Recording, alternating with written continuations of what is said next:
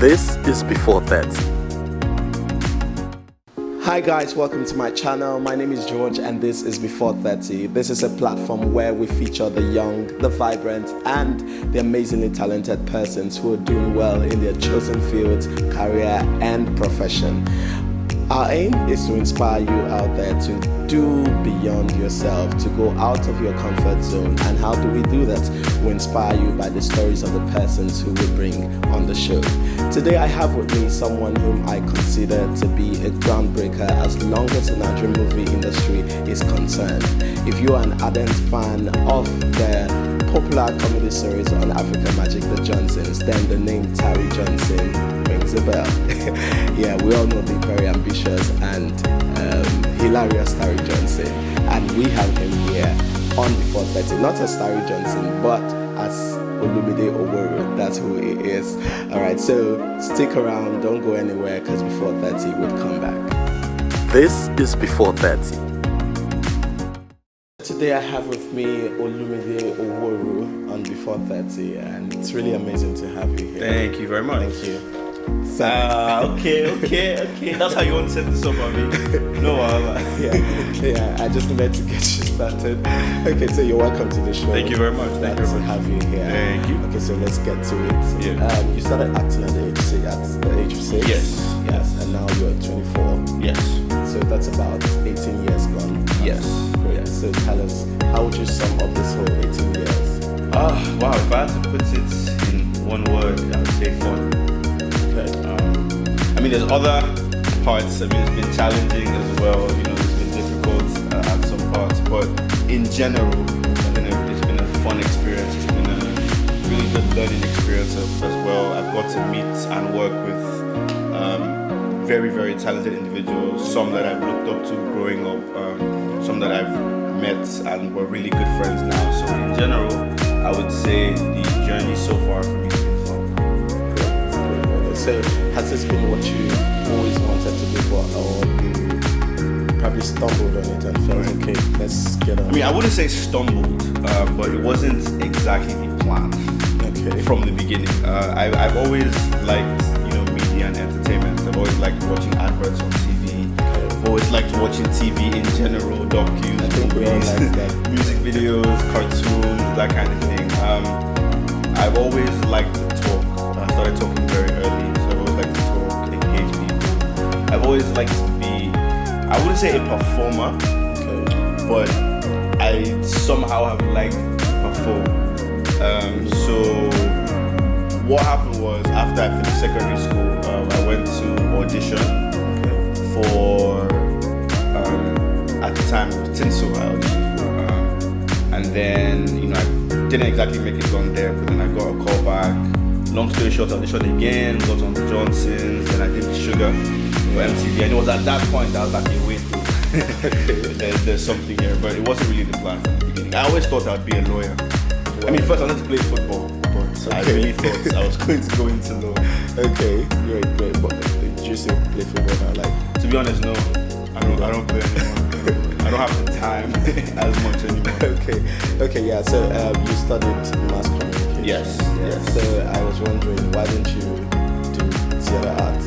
Right. Based on the fact that you've been into this. Right. As I mentioned, my first love definitely would be advertising. I've always just liked the concept of conceptualization, taking a product, working on a theme or a campaign, and basically projecting the product or selling the product or selling a perception about a person as well, in a way that will shape the reception of the target audience or the target market. I've always just liked that entire creative process. So that's why I did mass communication, just because advertising has been my first love. And because I started acting early, so I got basic on-the-job experience. That was still good enough because that experience is invaluable as well. That's why I did. that's why I didn't do theater. But I can still decide to go to film school or do like a master's in something in film. So it's just all. I mean, there's no exposure that is a waste when you're an actor, because the whole point for you as an actor is to acquire knowledge as vast as possible because you're going to play characters from different fields. So imagine if I had to play like a character who works in advertising. I mean, that's going to be really comfortable because I know, like, you know, the terminologies, I know the countenance. I can even bring in some practical knowledge because I work in advertising on the side as well. So at the end of the day, there's no knowledge that's a waste at all. Great, well done. Right, so tell me, you switch into roles so easily. I mean, I admire every film or project I've seen you work in. Thank you. Say Wacky in Sugar, and then how do I put it now? Probably say the hilarious, but you're ambitious Tyreek. And so how are you able to switch into roles like so easily? For me, looking at it, you make it look so easy. Yeah. So how are you able to do Well, that? I mean, my process is very easy. I have a lot of friends.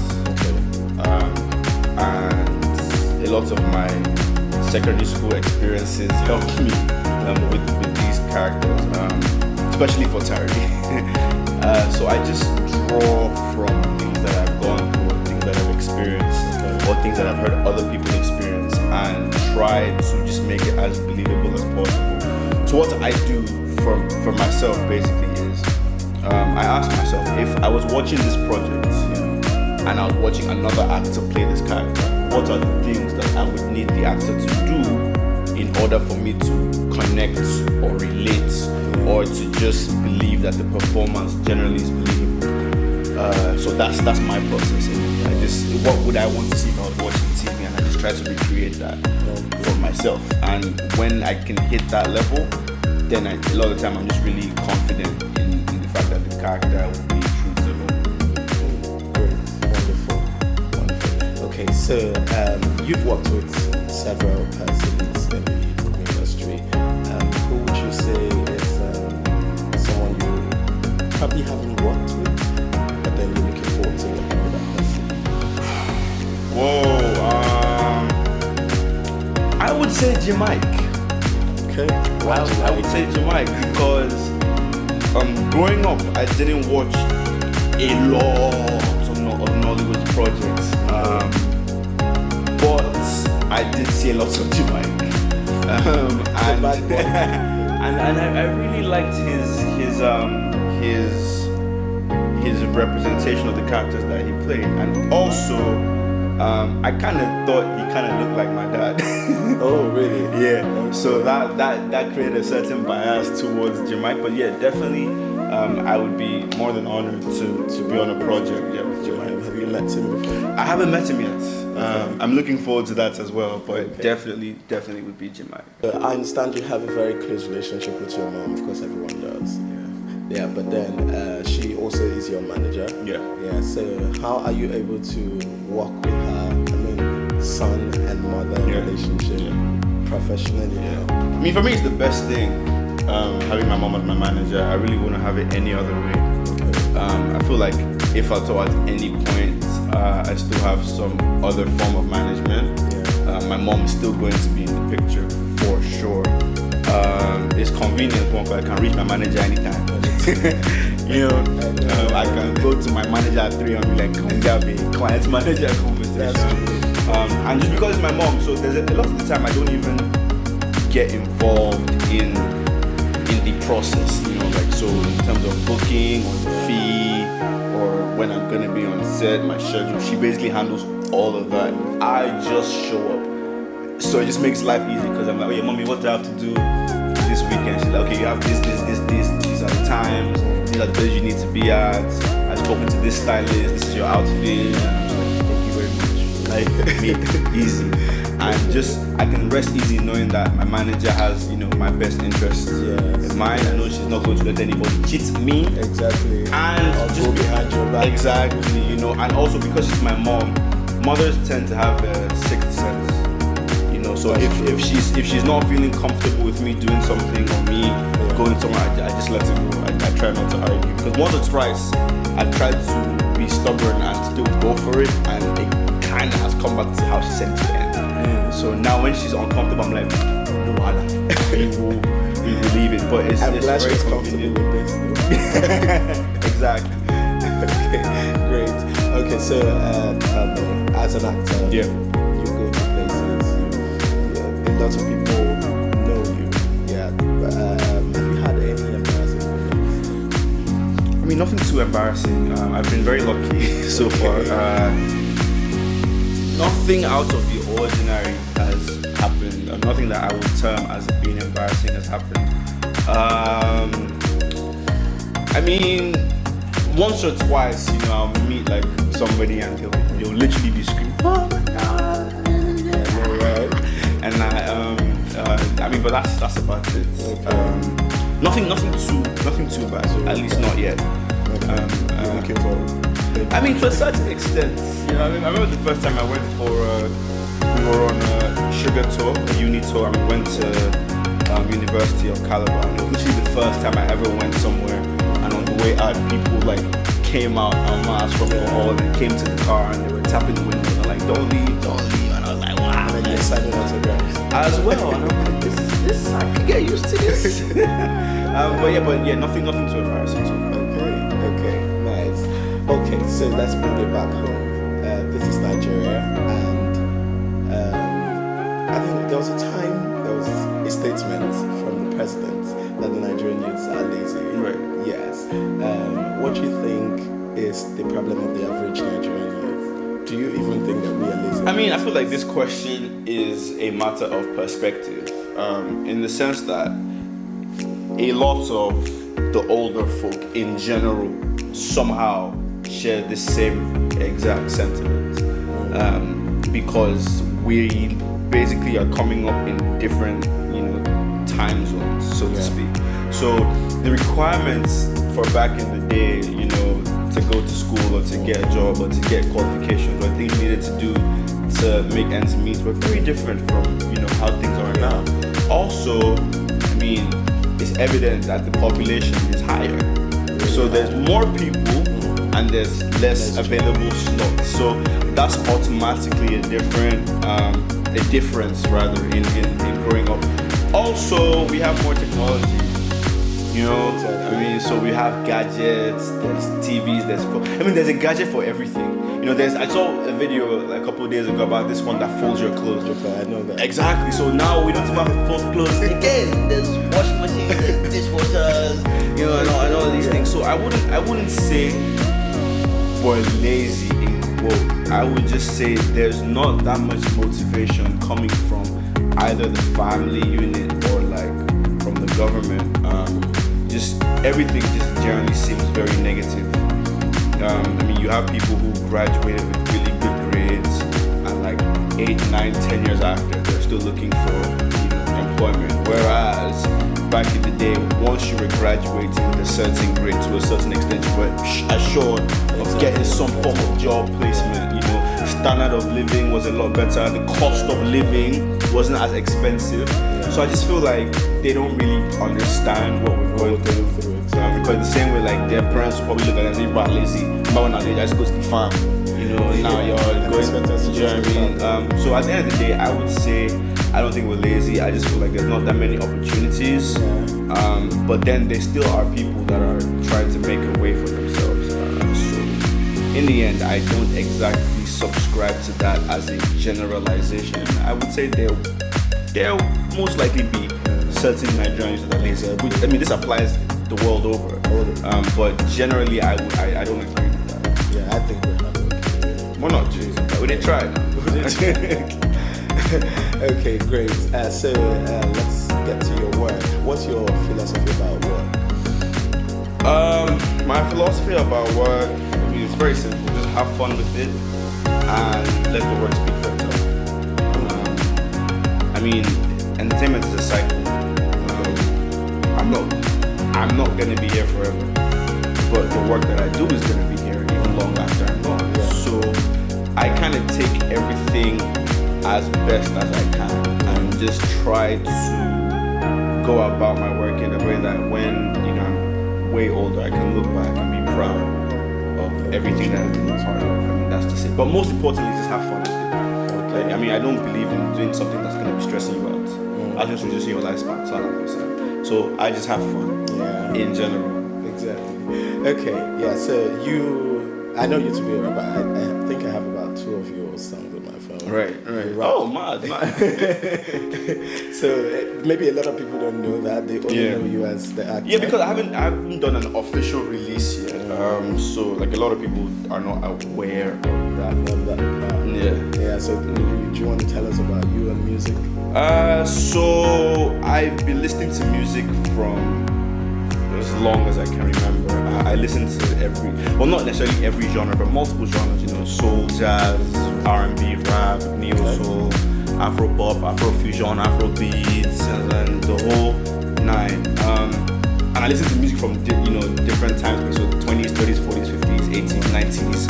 As long as it sounds good, I'll listen. Even music that's not in English, music from other African countries, from Europe, from Asia. I spend time on the internet just looking for random music. So I'm influenced by like a lot of sounds. So I started making music officially when I was about 13. I went to King's College Lagos, so I met this guy. We're still friends now. He's produced like 97% of every song that I've ever recorded. His name is Beats by Jay. That's his producer alias. We met in GS3. Actually, we met in GS2, but we became friends in GS3. And then we just started recording music from our junior YC, the holiday after our junior YC, and I've just been making music for fun. It's one of my own form of self-expression. It's like how people will paint or draw. If I feel something, I just rap about it in my head. A lot of times I don't write it down. I just freestyle and just let the emotion out. You have a gift. Thank you, but it is a part of myself that I feel like I want to share with the world, because a lot of people don't know me personally. They only know projects that they see me on, and a lot of the time people tend to attribute your personal life to the character that you play. So my music is basically like a door to let people into who I am as a person. So I will be describing myself or describing things I'm observing or my environment, just my point of view, how I see certain things. That's basically what my music is going to be. So soon, and very soon, there will be music material and people can just get to know a little bit better. Great, we'll be here to listen. Thank you. Okay, so you're an actor, a rapper by the side, and then a presenter. The voiceover and do a lot of things. Yeah. So if you weren't, say, an actor, which of these things would you be doing, or something else entirely? If I wasn't in media or entertainment as a whole, I'd probably do something kind of related to international relations. Because I'm a big fan of politics and just government in general. It's a very fascinating topic for me. So somewhere along there, I can say ambassador, something internal affairs, something special advisor to the governor, something along those lines. So that's probably what I would be doing. Okay, nice. All right, so I'm going to ask you about your current work, because I've looked, though I've not seen it. It's a short film, Wasted. Yeah. So I looked at the artwork and I tried to picture what exactly was in it, and I thought, man, this would be another, doing short film, but then it would be something that everyone should look out to see. Do you mind telling us a little about it? So Wasted is a short film, and you go on a journey with the writer from before he starts using drugs, while he's using drugs, at the end of his substance abuse. That's kind of what the movie is about. And it's a film that I'm really proud to be a part of, because I feel like it's a topic that needs maybe a bit more time or mileage in terms of how much we discuss it, because Nigeria, to a certain extent, is, as we mentioned, is not the most flexible of economies to be living in. So lots of young people feel pressured, and one of the ways that they think is a way to, kind of maybe forget the pain, or sometimes people feel like it will open your mind, or expand your horizon, and how you can't be creative without it, or you want to be a musician, you need this or that, or that. because I feel like it is a movie that will start off or spark up discussions that we need to be having in terms of not necessarily ostracizing or looking down on people that have kind of missed the way and are using drugs, but also trying to sort out how we can bring them back into the fold and rehabilitation programs and things like that. So it's a movie that I'm very proud to be a part of, and I'm hoping people like it because it was a lot of fun. I mean, I'm looking forward to seeing it. Yeah, and I was in another one called Choices. That one was about like the elections.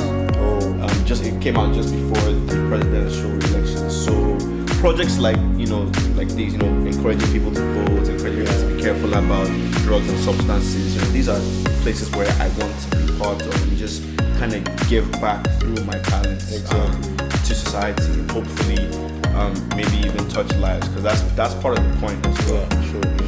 Great. Well done. Okay, so moving forward, you've been in the movie industry for quite a while, and I'm not in the movie industry, but then for the media industry, I can say there's a little bit of gatekeeperism. Yeah. So for the movie industry, you started quite young, and let's say maybe you found it a little bit easy to get grab scripts and all that. Yeah. So there are other young people out there who want to have the same opportunity, but it's seeming like you have to know somebody to know somebody to know somebody. Yeah, so what's your take on this? Is there really anything like gatekeeperism? I mean, to a certain extent, I feel like that applies everywhere. I mean, there's people who, even before they're done with uni, they already know where they're going to be working. Placements is already just finish, get a qualification, and come and start working. So there's a bit of that in everything. But for me, 80% of everything I've been a part of, I've had to audition for it. So when people say they don't believe in auditioning, I'm confused. I remember there were times where I would go to 3 auditions in the same day. Wow. Like you would split it. Some of my friends would go to this audition, I'll go to this one. So they'll write my name at that one because there's a list when you get there. Yeah. So I'll write the name. So depending on which one is starting first. So if the one I'm at the starting, I'm like, oh boy, the one they start to blow back, they come. So literally audition here, heads this other audition. So a lot has gone into this. Exactly. That a lot of people do not know. Yeah. So when I have people messaging me, and I hate when people use this word as well, when they say have a passion. I feel like if you have a passion, how much research have you done on the internet? What have you read on acting? 0. Okay, have you acted in school? 0. Okay, have you acted anywhere else? Say your place of worship, a community acting group, something somewhere?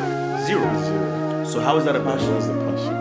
If it's a passion, everybody around you should know that's what you like. Exactly. Like if they mention Olumide, that boy that's always acting, that one that comes to the front of the class and stuff. Yes, that's who you want to be, because if the people in your immediate circle do not know what you want or what you like or what you're about, how then are we on the outside of it? Because that's your first support system.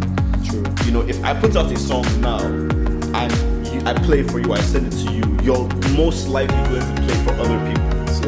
But if I didn't tell you, if you had no idea I was doing music, how would those other people that you have access to and I don't, how would they hear my music? So I feel like before you even say you want to act, you have to understand that there's thousands, maybe even hundreds of thousands of other people that want to act as well. So what is the thing that you can bring to the table that's different, from all the other people that want to act? So that's what you need to focus on is, okay, if I'm in a room with 1,000 people, this is my angle. This is the one thing that I feel like I can do that will differentiate me from these other people. And I feel like these are the details that people need to pay attention to more, as opposed to just saying, I want to act because it looks easier, because you stand in front of the camera. A lot of people don't even understand that there's research that you have to do as an actor. And it's harder because in Nigeria, we don't really have that much time. So say you might need to play, say, a doctor, and you get the script like 2 days before you start filming. That's not enough time to do research on, how it, because you'd want to go to like maybe a hospital or a clinic, observe how the doctors are, what are the terminologies, how do they move, what do they wear, when do they put the gloves on, at what point do you remove the gloves, do how do you start examining someone? Do you check for the pulse first? Do you check how they breathe first? Where do you check the pulse? If the race is, these are things you want to do, but you don't have that much time. So the people just sit down and be like, so name Musabi safe. Forgetting that we are in a sector that isn't, it's getting there. It's way better than it used to be before. In the sense that people are now paying more attention to the little details, the fine things. And it's those details that generally set people and projects apart. So I feel like before you even condemn the industry or say, oh yeah, they only know who they want to pick before they do the audition, so they're just wasting our time. Right. People tell me that, but I'm like, I've got the thing is, people don't understand that. Anyway, sir, I've auditioned though. There's a ton of auditions that they'll call you, but we'll get back to you 0. Do you know what I mean? So, to me, even at this stage, how I look at it is auditioning doesn't necessarily pick out who the best actors are.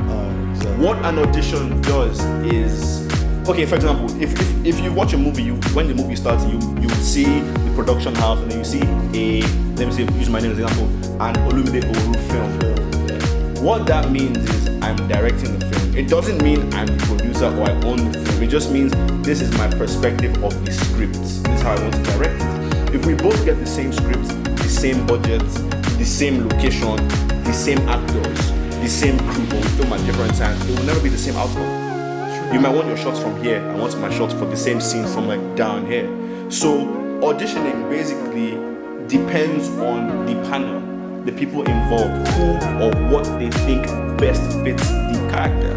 So it's not about who the better actor is, it's just you're good, but we just feel this guy because of his blue eyes.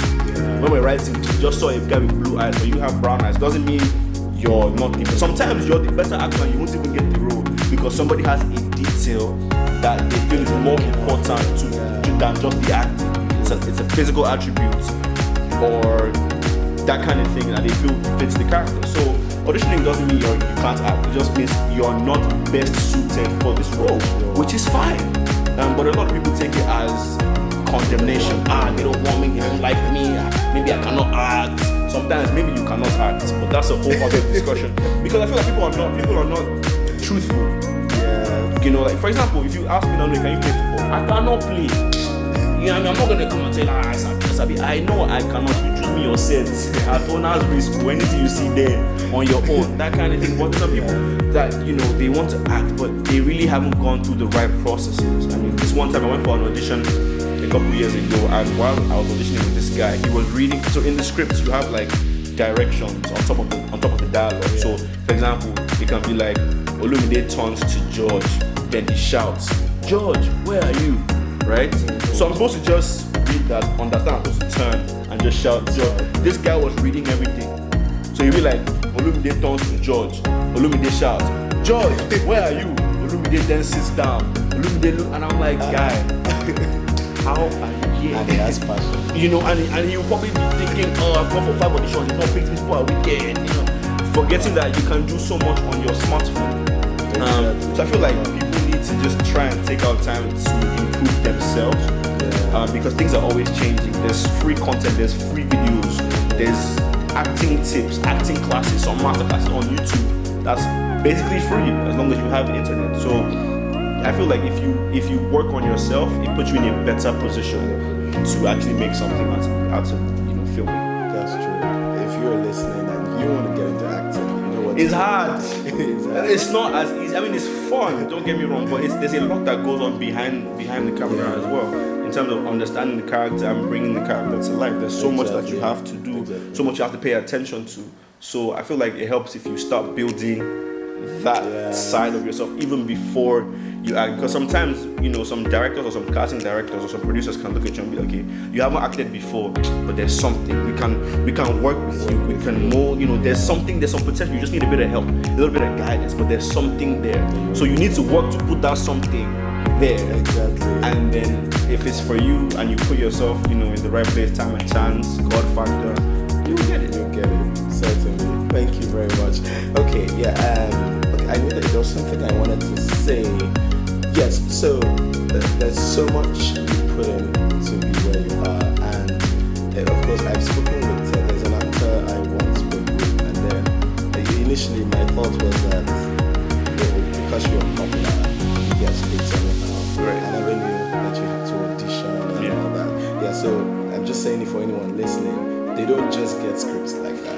Sometimes you could get a script, like you can get called directly because they've seen what you've done and they kind of have an idea based on projects that you've done that you can deliver. So sometimes from the writing process, the writer already just writes this thing I wrote it with they were in mind, so just call it and give it. Sometimes that happens as well, but kind of like in the professional world, how people have professional exams, that come in, at certain periods because things are always changing.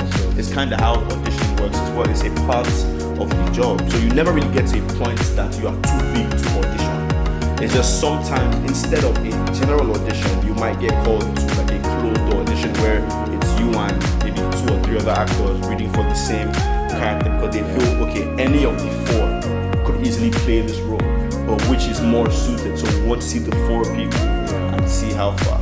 But generally, auditioning is part of the process. It is. Yeah. Okay, so I wanted to go past this, but I think I cannot because I really love the film so much. It's such a story. Right. Yes. Your part in it was amazing. Thank you very much. And it was an amazing film. Do you want to just tell us a little bit about, how you played, how you were able to, fit into the whole character you played?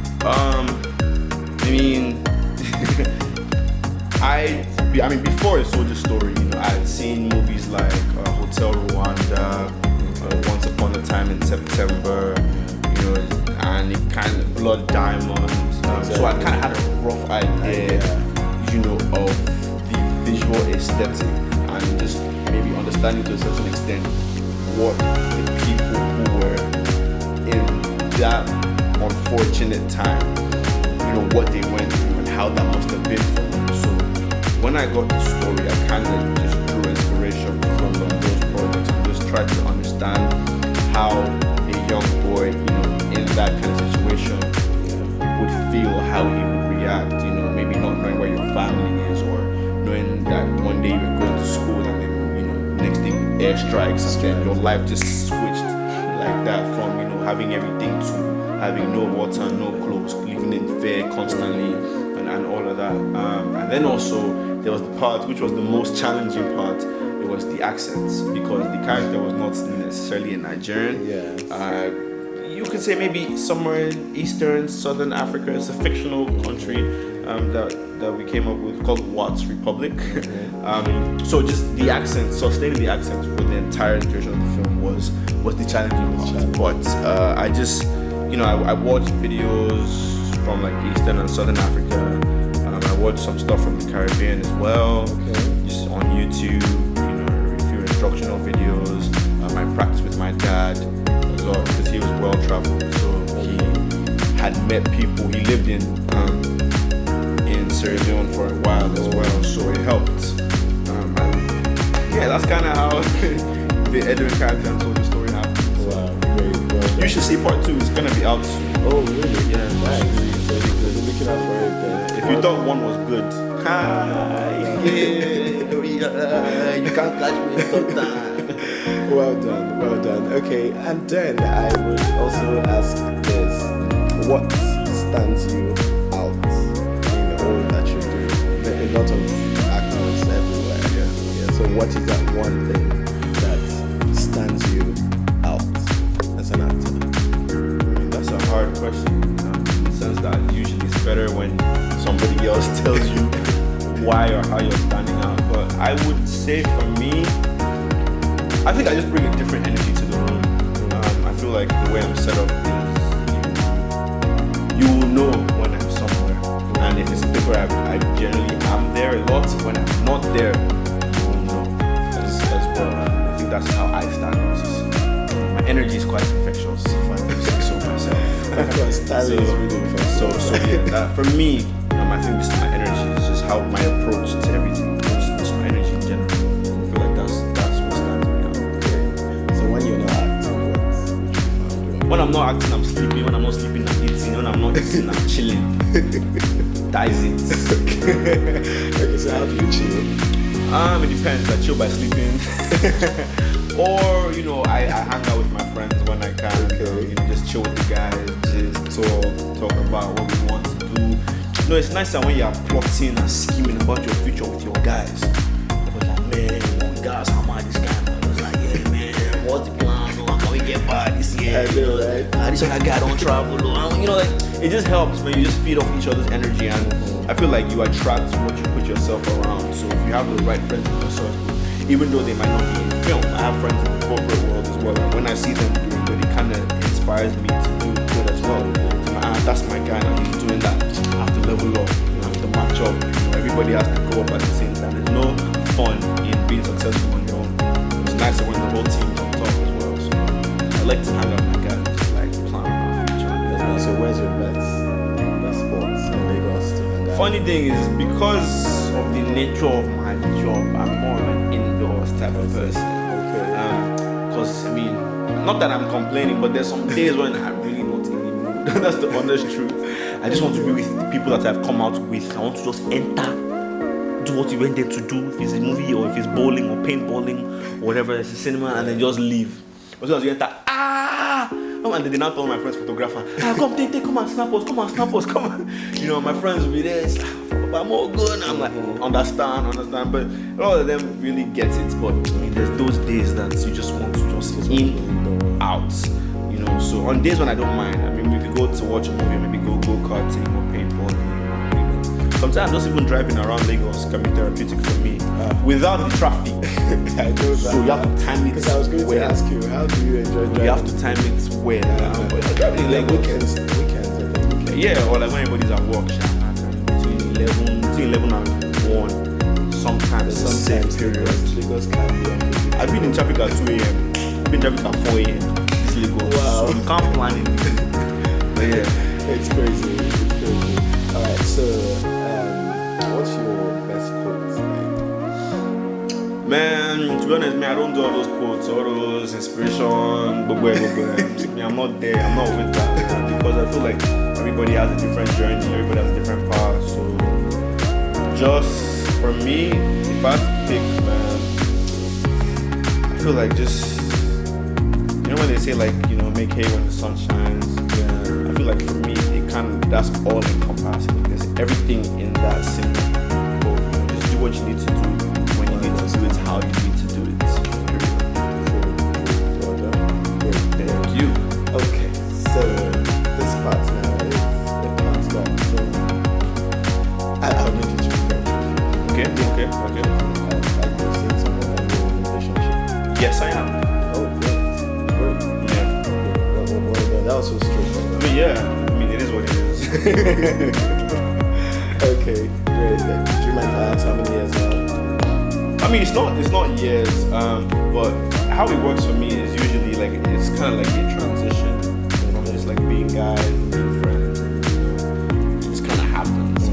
So it's not necessarily years, but it's a work in progress in the sense that, you know, I mean, we're still young, so there's still lots of like self-discovery going on.